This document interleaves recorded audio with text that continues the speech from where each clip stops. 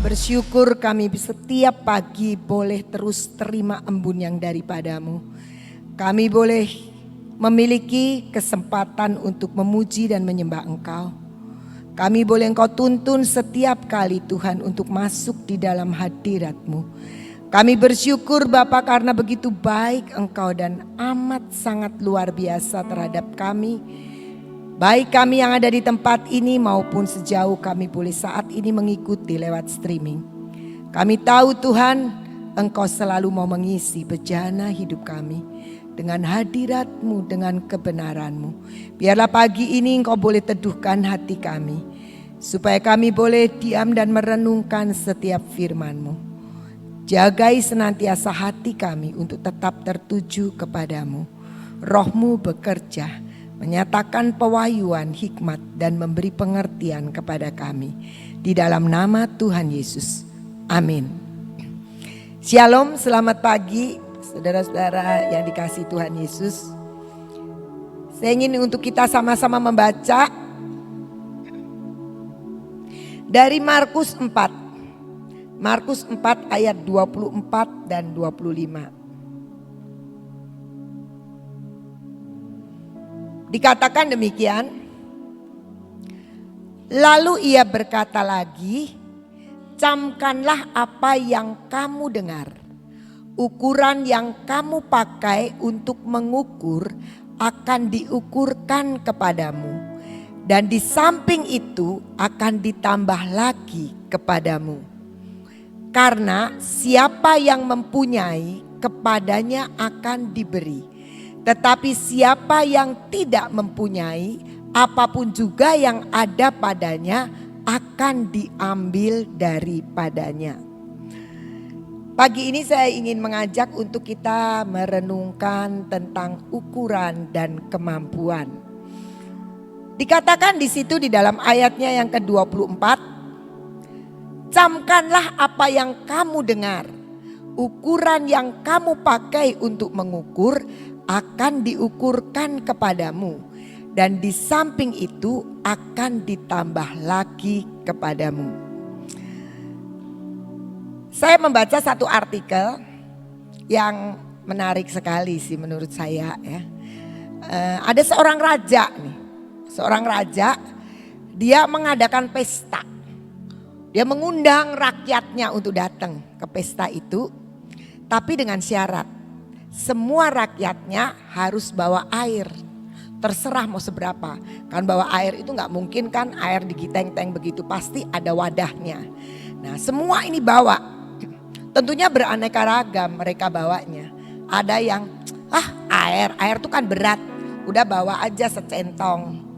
Udah bawa aja segelas. Tapi ada gak apa-apa. Raja mungkin butuh air. Jadi untuk pesta itu entah buat apa gak tahu. Tapi dia pakai tempat yang besar. Gitu. Masing-masing membawa air. Nah, setelah sampai di pesta itu, raja bilang, sudah sekarang semua kosongkan tempat air itu. Jadi dibuang gitu airnya. Kosong. Semua sudah dikosongkan. Nah setelah itu raja bilang begini. Antri semua ya rakyatnya. Nah, dia akan bagikan anggur yang terbaik. Jadi mau kasih anggur semua. Goodie bagnya buat pulang. Nah semua bawa dengan wadah masing-masing. Dan ada tentu saja yang bawa kecil ya dapat anggurnya sedikit. Yang bawa gede ya dapat anggurnya banyak. Ini anggur yang terbaik dari istana raja. Pasti yang bawa kecil menyesal. Kenapa aku tadi pakai ukurannya kecil? Kenapa aku pakai jatah tempatnya yang kecil? Kan kecil pikirannya enteng bawanya. Itu ya biasanya kalau orang ke pesta itu kan bawanya pakai tas, pakai macam-macam ribet, pakai sepatu tinggi kali ya, high heel gitu ya. Jadi ribet kalau bawa yang gede-gede. Tapi menyesal ketika mereka pulang mereka akan dapat sesuai dengan ukuran yang mereka bawa. Rajanya adil nggak? Ya adil-adil aja. Karena dia kan nggak tahu. Mungkin ada yang bawa gede, ada yang bawa kecil. Yang penting dia akan bagikan semua. Semua rata dibagi anggur.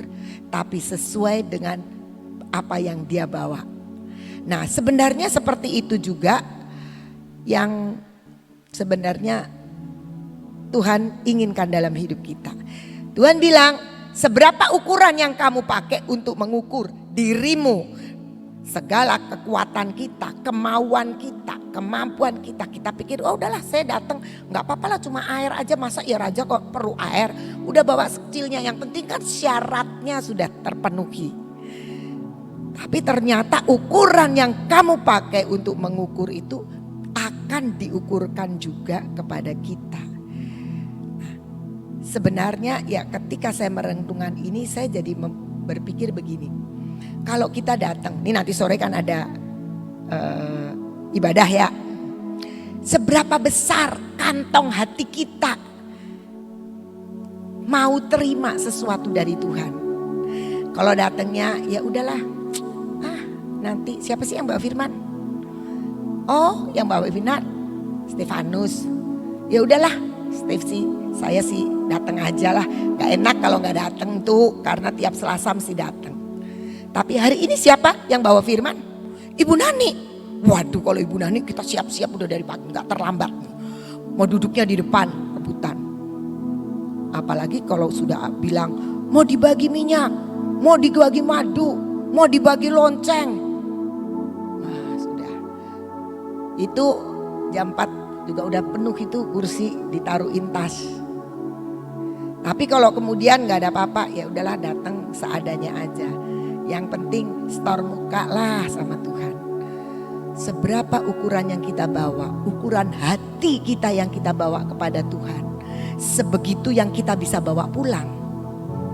Kita nggak mungkin kalau cuma ngasih hati yang kecil untuk Tuhan, kita akan pulang membawa kekayaan kebenarannya. Nggak mungkin, nggak bisa. Mau ditampung di mana? Wadahnya cuma kecil. Anak kecil itu selalu kan punya ukuran-ukuran ya seukuran dia gitu. Jadi kalau anak kecil itu, karena saya punya 2 cucu ya, kecil-kecil, mereka belum tahu jajan banyak kan. Apalagi anak saya, cucu saya yang kedua ya, dia itu punya celengan. Dia suka ngurak-ngurak gitu loh, bisa ketemu celengan. Dia selalu bilang, Grandma celengan gitu. Terus dia mintanya koin kan kecil-kecil. Nah saya sering kali kan kalau kita ke supermarket suka dapat kembalian koin, entah 100 perak, 200 perak, 500 perak. Dia gak peduli, pokoknya dimasukin aja. Dia udah seneng, kasih truk 2 biji gitu, wah udah lari seneng. Tapi kalau yang gede gak mau. Yang gede sudah, karena sudah lebih gede, ini sebentar lagi masuk SMP, dia udah tahu nominal. Jadi dia gak mau, ini harganya berapa gitu, sudah hitungannya 1000. Kenapa? Karena dia udah lambat dewasa, punya kedewasaan yang dia mulai sudah bisa berpikir lebih besar lagi. Nah, kenapa Daud pernah bilang sama Salomo, kenalah Allah ayahmu. Kenapa? Supaya kalau kamu mengenal, kamu tahu siapa dia, maka kamu tidak mungkin membawa ukuran yang kecil untuk kehadirannya di dalam hidupmu. Kalau kita baca 1 Korintus 13 ayat 11. Ketika Paulus bilang, aku kanak-kanak, aku berkata-kata seperti kanak-kanak. Aku merasa seperti kanak-kanak. Aku berpikir seperti kanak-kanak. Sekarang sesudah aku menjadi dewasa, aku meninggalkan sifat kanak-kanak itu. Nah, seberapa besar ukuran hati kita saat ini? Apakah kita masih kanak-kanak? Kalau kanak-kanak itu dikasih sepeser, 2 peser ya oke-oke aja. Pokoknya kita datang, kita duduk di situ ya oke-oke aja gitu. Tapi kalau kita sudah dewasa, kita tahu ketika kita hadir dan datang di ibadah, saya mau dapat apa? Saya mau ketemu Tuhan, saya mau ngapain? Kalau anak-anak itu di Sion Kid itu kan dipisah. Supaya dia dapatnya porsinya porsi anak-anak, ceritanya cerita anak-anak. Nah, saya ini karena cucu saya sebentar lagi akan masuk SMP, saya tahu dipersiapkan untuk masuknya ke LG. Saya seringkali bujuk-bujuk dia, duduk di sini, ikutin pujian. Nanti sebentar lagi kamu tuh udah enggak di Sion lagi. Dia bilang, kenapa sih nggak boleh di Sion Kid katanya. Ya bukan nggak boleh, kamu tambah besar porsi yang kamu harus makan harus lebih banyak, harus lebih dalam, harus lebih, menunya udah bisa pedes sedikit, bisa macam-macam. Dia bingung. Tapi kalau saya suka bisik-bisik, dia suruh duduk di situ, dia duduk. Tapi belum bisa ikut pujian-pujian. Padahal kalau di Sion Kids ikut dia puji-pujian. Tapi kalau di sini ngeliat orang besar malah kayak orang nonton. Enggak apa-apa. Biarkan hatinya mulai dibajak, biar dia ikut aja. Saya nggak apa-apa dia nggak nyanyi. Walaupun kadang-kadang saya bisikin mau ikut nyanyi gitu. Dia cuma ngeliat cuma gitu. Nggak apa-apa. Tapi diperlukan, dibutuhkan sebuah pertumbuhan untuk dia tidak tetap jadi anak-anak. Masa sudah SMP terus di Sion Kids gitu ya. Nanti dia bisa lebih tua dari guru-guru sekolah minggunya, guru-guru kebaktian anak-anak. Nah, harus ada sebuah pengenalan yang bertambah sehingga itu yang akan membuat ukuran hidup kita akan bertambah. Ukuran hidup kita porsinya. Kan kalau masih kecil kita tahu makan nasi agak sedikit lembek, pakai kuah-kuah. Tapi kalau sudah besar ada sambelnya, ada apa. Itu kan takeran. Karena takeran hidup kita ukurannya harus sudah berbeda. Porsinya sudah harus berbeda. Menunya pun dikatakan sudah bisa makanan keras. Nah seperti itu. Tuhan bilang mengatakan tadi ya. Ukuran yang kamu bawa itu akan diukurkan kepadamu. Nah sekarang kita renungkan seberapa sih ukuran yang kita bawa di hadapan Tuhan. Kita mau pengen dapat banyak tapi kita bawa ukuran kecil, nggak mungkin kita akan bisa menampung. Tuhan pengen kasih janji yang besar tapi kita tidak pernah memberikan tempat hati kita untuk menampung semua yang dari Tuhan itu. Nggak bisa. Ukuran itu harus sesuai dengan kapasitas kita yang Tuhan berikan. Adil nggak? Adil lah menurut saya. Mungkin kita berpikir kok dia dapat banyak ya, kok saya kok kecil. Lah ukuran yang kita bawa seberapa? Tuhan mau kasih anggur sukacita, Tuhan mau kasih berkat-berkat, Tuhan mau kasih janji. Tapi kita tidak pernah berdoa, kita tidak pernah meminta, kita tidak pernah bersekutu dengan Tuhan, kita nggak pernah kenal Tuhan. Kemarin ada orang tua, anaknya itu sudah tidak bisa ikut PAT sampai tinggal 2 hari lagi PAT. Dia belum ikut, belum dibuka kuintalnya. Itu kalau sudah selesai beres administrasi hijau, langsung anaknya bisa ikut tes. Dia nggak bisa. Akhirnya singkat cerita kita bukan membiarkan, kita berusaha. Ini gimana? Dihubungi orang tuanya dan sebagainya. Terus akhirnya ada saudaranya yang kebetulan kerja di sekolah yang bilang, oke deh aku nanti mau cerita sama saudara-saudaraku gimana menolong ini. Karena tunggakannya sih cukup banyak gitu. Tapi kita selalu mau menolong. Gimana caranya anak ini bisa. Tapi tentu saja nggak gratis semua, gratis semua. Wah kalau gratis semua itu banyak orang nggak pakai ukuran lagi datang ke sekolahan, nggak mau bayar. Jadi gitu. Nah akhirnya singkat cerita saudaranya mau nunjang dia.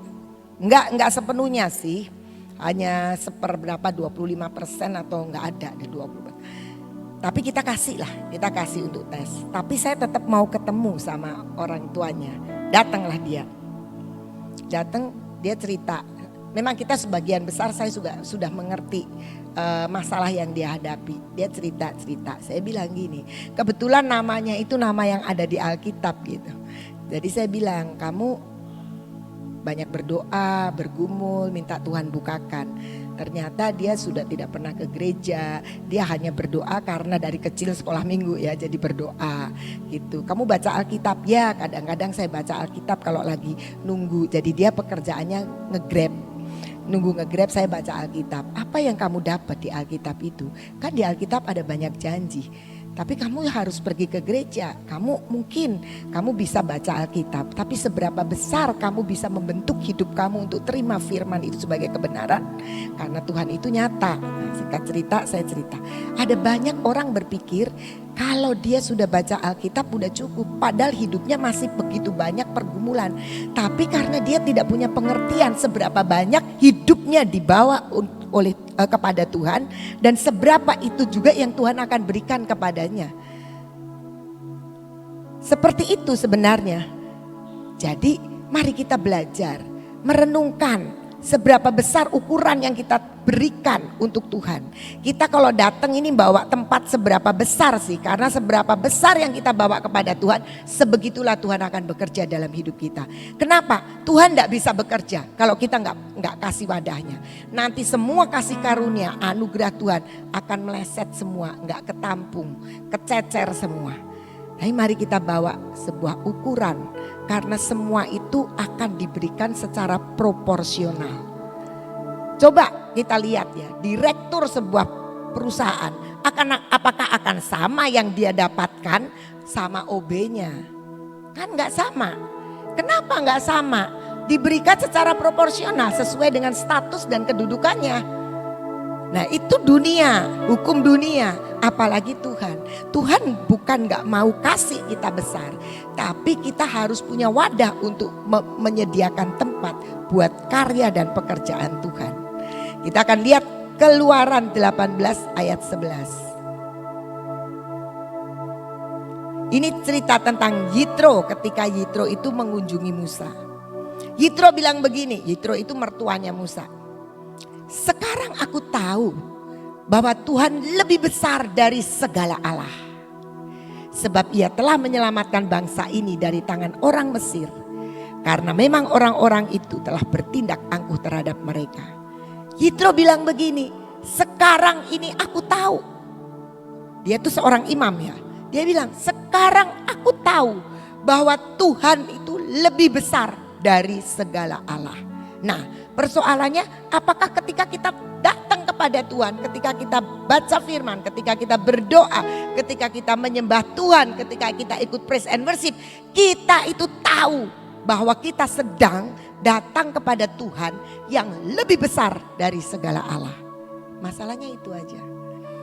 Jadi kalau kita tahu kita datang karena Allah kita besar, pasti kita akan bawa bejana yang besar, hati yang besar, sukacita yang besar, kerinduan yang besar kepada Tuhan. Dan ukuran yang kamu berikan itu yang akan diukurkan kepadamu. Nah, sekarang kita akan bicara lagi. Coba kita lihat dari Markus 4 ayat yang ke-25. Tadi ya, tadi kan 24, sekarang 25. Selanjutnya Markus 4 ayat 25, dibaca lagi.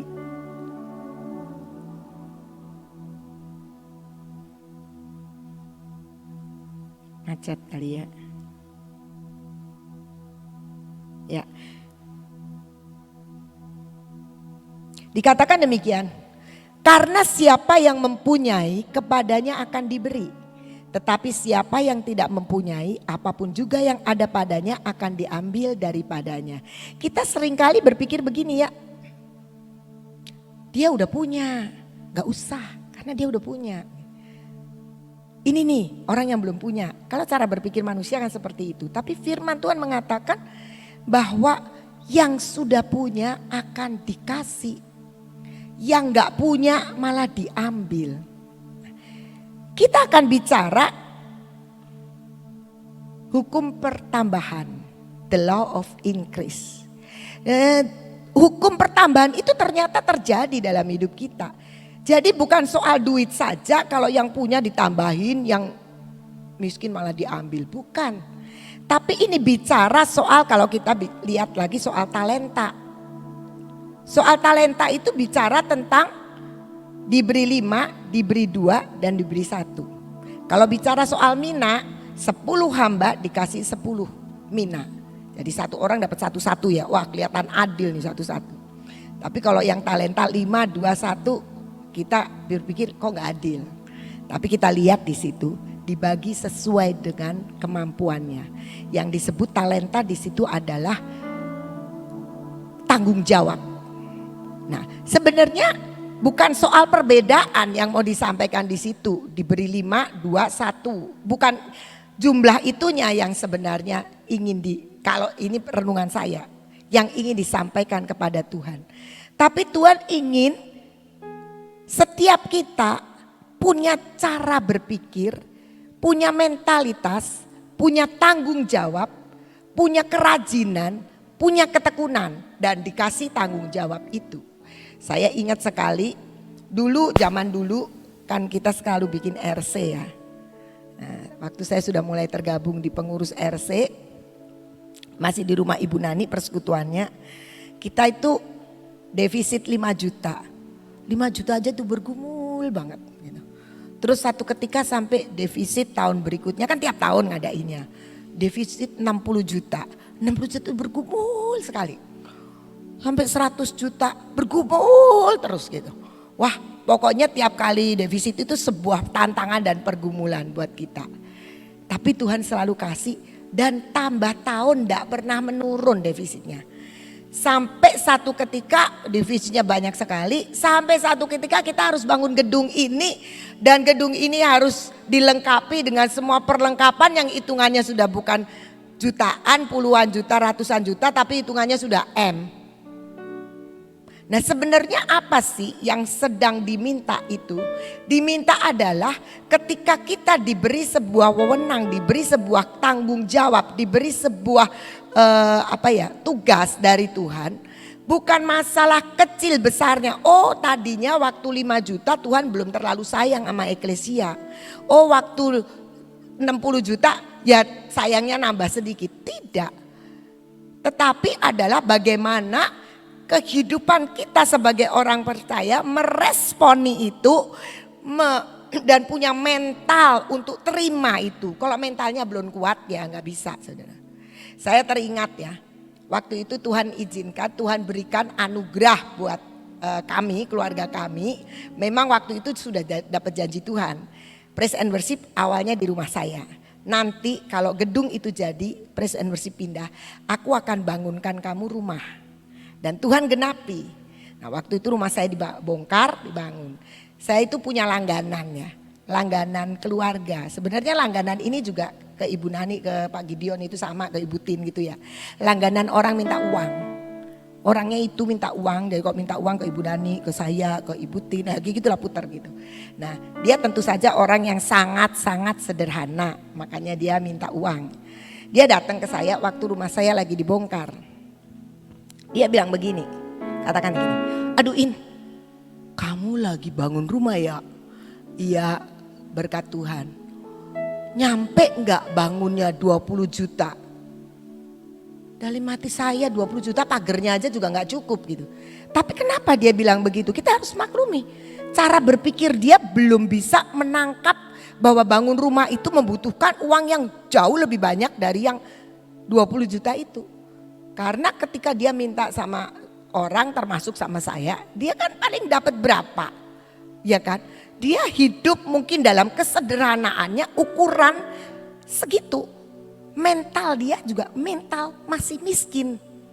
Belum bisa menangkap sesuatu yang besar, belum bisa memperhitungkan sesuatu yang jauh melampaui dari pikiran dan anggaran dia. Saya pada waktu dia ngomong begitu, ya saya bilang, oh ya lebih lah, saya cuma bilang gitu. Saya nggak bilang, wow segitu, ya nggak cukup kesana kesini, enggak. Saya cuma ya lebih lah, saya bilang gitu. Kenapa? Karena dia tidak punya mental yang besar, mental yang tinggi, mental yang itu.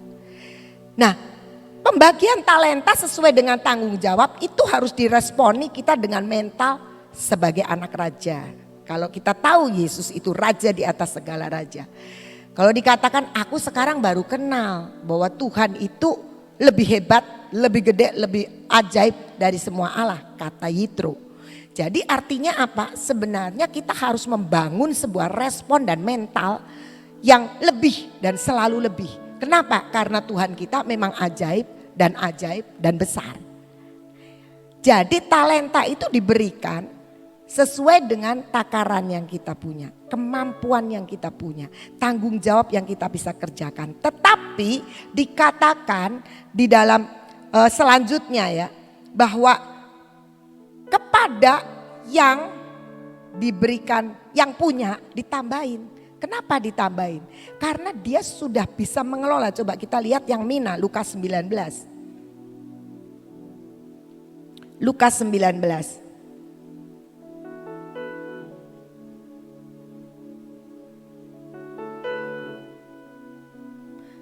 Lukas 19 ayat yang ke-13 ya. Ia memanggil 10 orang hambanya dan memberikan 10 mina. Katanya, pakailah ini untuk berdagang sampai aku datang kembali. Jadi setiap kemampuan, kemampuan, talenta kita, kesanggupan kita itu harus model berdagang. Tuhan bilang. Jadi kalau orang berdagang itu harus punya untung. Gak ada kan yang dagang gak mau untung. Saya punya cucu karena sekarang kerjanya megang begini terus ya, cucunya saya yang gede. Dia satu hari bilang begini, Grandma aku mau beli satu program, mau beli di itu satu program. Harganya 250.000. Terus mau buat apa? Setelah itu nanti aku akan modifikasi, aku akan buat, nggak tahu lah saya juga nggak ngerti. Pokoknya aku buat terus nanti aku akan jual. Kata dia gitu. Siapa yang mau beli? Iya, nanti bentuknya ini jadi game, nanti akan dijual katanya gitu. Terus oh gitu, waduh 250.000 kan lumayan juga ya, mahal maksudnya buat anak segitu. Terus dia bilang setelah berapa lama kemudian ini ngomong terus ya. Setelah berapa lama kemudian dia bilang oh nggak jadi yang 250 yang 150 aja katanya. Kenapa? Ada yang 150. Ya sudah boleh kamu bilang aja sama papi mami nanti kalau boleh ya beli kata saya gitu kan. Kata maminya pakai tabungan kamu karena dia kan sudah ngerti duit ya jadi dia punya tabungan. Nah sudah gitu kemarin dia bilang gini Grandma aku batal. Kenapa batal katanya. Ternyata setelah menyelidiki ada orang yang sudah bikin tapi gratis free. Padahal sih nggak terlalu bagus sebenarnya. Tapi orang-orang kemungkinan akan pakai yang itu. Nanti punya aku nggak laku. Nanti duit 150.000 nggak balik. Aku jadi rugi. Nih dia tahu. Jadi Tuhan itu kalau kasih mina ke kita juga mau dapat untung. Wih Tuhan tuh ya kata yang hamba yang jahat kan bilang kamu tuh gak nabur pengen dapat untung. Coba kalau kita lihat apa mina itu diminta sama Tuhan? Enggak. Apakah talenta itu diambil sama Tuhan sama tuannya? Enggak loh. Dikasihkan ke yang lain. Jadi sebenarnya Tuhan hanya ingin kamu berkembang. Yang kamu punya ditambahin. Kenapa? Karena kamu bisa dipercaya lebih lagi. Jadi sebenarnya kalau kita bicara soal talenta itu pengembangan tentang kemampuan kita. Tapi di dalam mengembangkan kemampuan itu ada mental kita, ada cara berpikir kita, ada respon kita, ada tanggung jawab kita, ada kerajinan kita. Jadi semua itu ada. Ada begitu banyak, saya kenal orang beberapa di samping saya. Orang yang ajaib banget menurut saya. Kemampuannya dari A sampai Z bisa semua. Tapi kenapa dia tidak menjadi orang yang berhasil? Karena ketika kita dikasih kemampuan, kita itu harus mengerjakan kemampuan itu. Rajin, tanggung jawab, ya kalau janji ya ditepati gitulah. Pokoknya hidupnya dalam keteraturan. Mengelola apa yang Tuhan berikan. Kenapa ada orang yang dikasih sedikit, mampunya sedikit. Saya mau cerita. Dulu di sini ya mungkin saya nggak usah sebutin namanya, tapi nanti mungkin tahu. Ada orang yang dipakai Tuhan, tapi awalnya itu mengawali di eklesia ini dari itu loh petugas OHP yang cuma dulu kan pasti overhead. Proyektor ya, jadi pakai kertas gitu dah, gitu aja. Tugas itu aja awalnya. Lama-lama terus jadi singer, lama-lama jadi tugasnya banyak. Suami saya dulu bilang gini, ternyata melayani itu ada jenjang karir juga. Tapi ada begitu banyak orang ketika dia datang ke gereja, dia baru masuk dalam komunitas, pengennya cepat-cepat jadi WL, pengennya cepat-cepat jadi pemain musik, pengennya cepat-cepat jadi ini. Nggak tahu kalau sebenarnya justru Tuhan itu mengingini sebuah perkembangan itu ada hukumnya, hukum pertambahan. Ketika engkau diberi meresponi, aku cuma bisa bagian ngelap-ngelap misalnya. Tapi ketika kita setia, nggak usah nunggu pamer ngelap di depannya Ibu Nani, itu nggak usah. Tuhan sendiri nanti akan jadi promotor buat kita. Karena Tuhan akan bilang, oh aku lihat engkau setia, tambahin. Jadi mari kita belajar untuk mengerti talenta bukan soal yang nominal banyaknya. Tapi ketika mina dan talenta itu dibagikan, itu adalah soal tanggung jawab, soal cara berpikir, soal bagaimana kita meresponi, bagaimana kita mengerjakan, bagaimana kita mengembangkan, bagaimana kita memikirkan. Seperti itu. Mari kita belajar hidup itu fokus dengan Tuhan. Saya kemarin buat baju penjahit. Saya lihat model, ada orang punya model itu, saya pinjem, saya bilang ini modelnya gitu, modelnya. Oh ya, saya buat model seperti itu. Pertama dia sudah telepon saya dulu, Bu, ini modelnya itu ukurannya apa? Lah ya wong saya yang mau bikin baju ya ukuran saya tuh, kata saya gitu. Masa pakai ukuran itu, karena beda sekali, ukuran itu jauh lebih besar dari saya. Nah ya sudah. Singkat cerita jadilah bajunya. Saya pakai gedodoran. Saya bilang ini kok gedodoran, ini bukan ukuran saya. Saya tempelin di contohnya. Ternyata dia pakai ukuran seperti itu. Sorenya dia datang. Dia tanya gimana bajunya. Saya bilang Anda gak fokus ya. Ini baju mau buat siapa Anda tahu kan? Iya buat Ibu Ina. Lah kenapa pakai ukuran contoh? Lah kan ngasih contoh itu. Ya ampun, Anda tuh jadi penjahit kan bukan sehari 2 hari kan. Kalau orang ngasih contoh kan modelnya aja, masa ukurannya jadi ikut itu. Akhirnya dikecilin sih, bisa dikecilin karena kebetulan kebesaran. Kalau kekecilan ya sudah gak tahu lah bagaimana. Tapi saya mau katakan kenapa bisa seperti itu. Dia bukan tidak ahli, dia adalah ahli. Tapi dia tidak fokus, dia tidak konsen. Dia tidak berikan hatinya untuk membuat sesuatu untuk menjadi lebih baik. Dia gak kembangkan kemampuannya. Nah seperti kita juga begitu.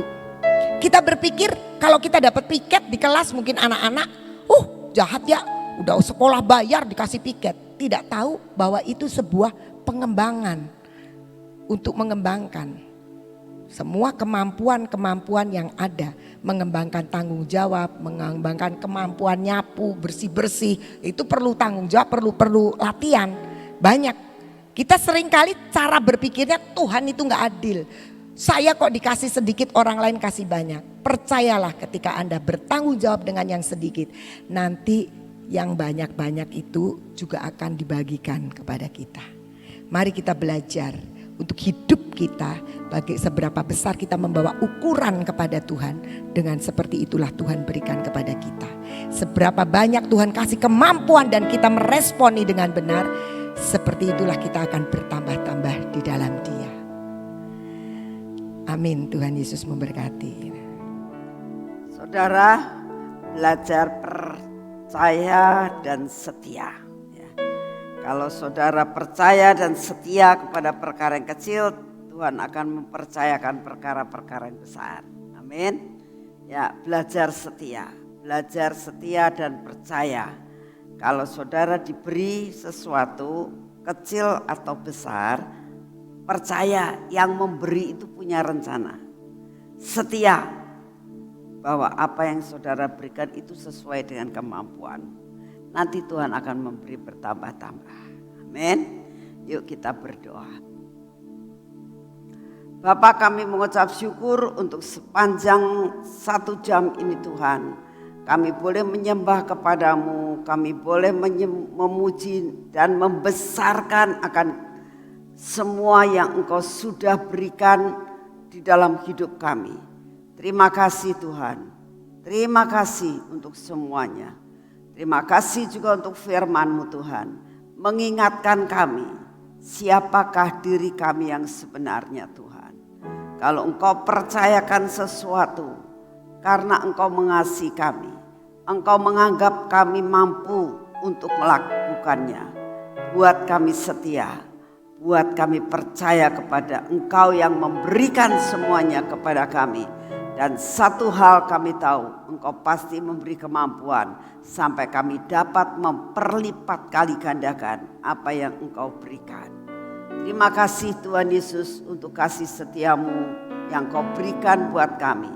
Terutama dalam putaran terakhir ini Tuhan, buat kami setia dan masuk di dalam putaran terakhir, menggenapkan akan semua apa yang Kau rencanakan dalam hidup kami.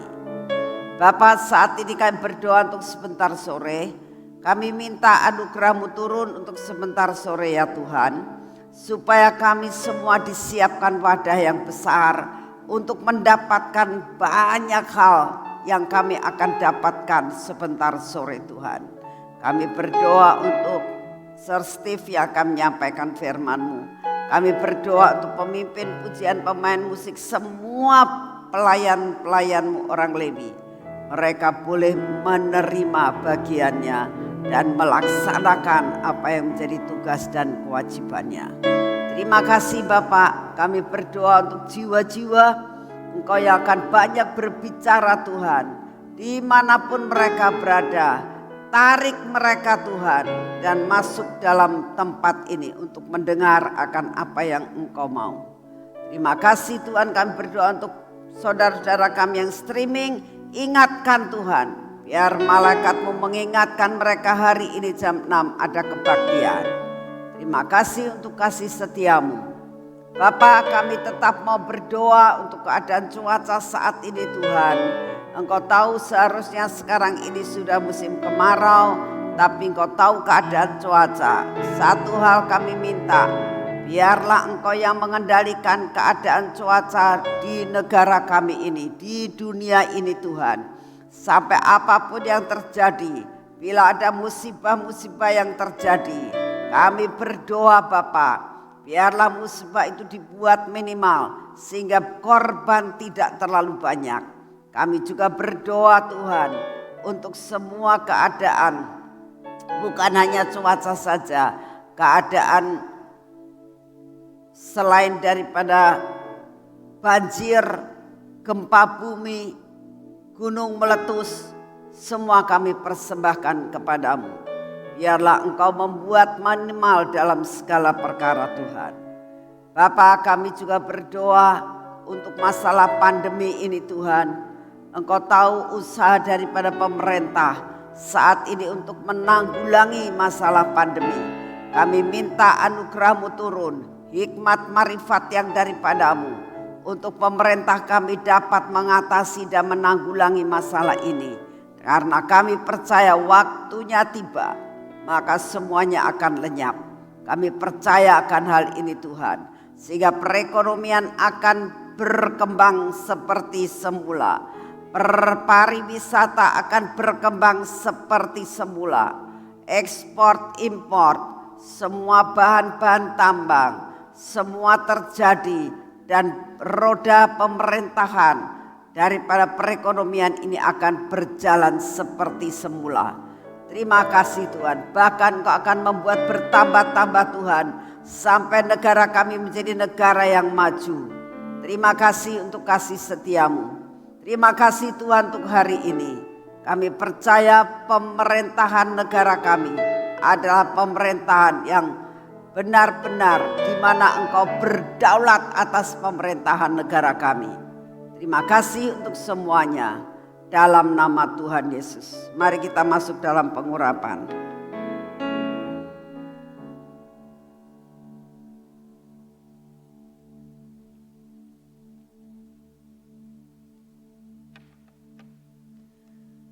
Dalam nama Tuhan Yesus, pengurapan 10 lapis terjadi atas hidup kami dan keluarga kami. Dalam nama Tuhan Yesus, buat mata kami ini mata yang tertuju kepadamu Tuhan. Telinga yang mau mendengar akan apa yang Engkau sedang katakan. Bibir mulut kami diurapi minyak, supaya pembicaraan kami, perkataan kami hari ini senada dengan Engkau. Biarlah hati kami melekat kepadamu ya Tuhan. Semua ketegar-tegukan kami, kebodohan kami, ketidakpercayaan kami, keraguan-raguan kami, ketakutan kami, kekhawatiran kami dipatahkan di dalam nama Tuhan Yesus. Ini tangan kami, biarlah tangan yang diurapi, tangan yang tetap melakukan semua pekerjaan yang Engkau sudah tentukan untuk kami kerjakan. Biar pekerjaan kami hari ini menghasilkan berkat yang luar biasa. Kami dipimpin oleh tangan yang kuat sehingga kami dapat mengerjakan sekalipun pekerjaan yang sukar sekalipun. Kami tetap percaya Engkau akan menyertai kami sehingga kami dapat menyelesaikannya.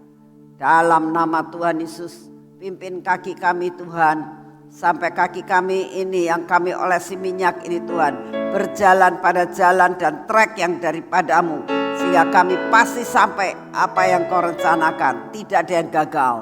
Terima kasih Bapa, kami serahkan hari ini ke dalam tangan-Mu. Biar kau buat sedemikian rupa, jam 4 semua pekerjaan kami selesai. Sehingga kami dapat datang ke tempat ini dan tidak menjadi terlambat. Terima kasih Bapak, kami bersyukur karena kami punya Bapak seperti Engkau. Dalam nama Tuhan Yesus. Amin. Selamat pagi, Tuhan memberkati saudara semua.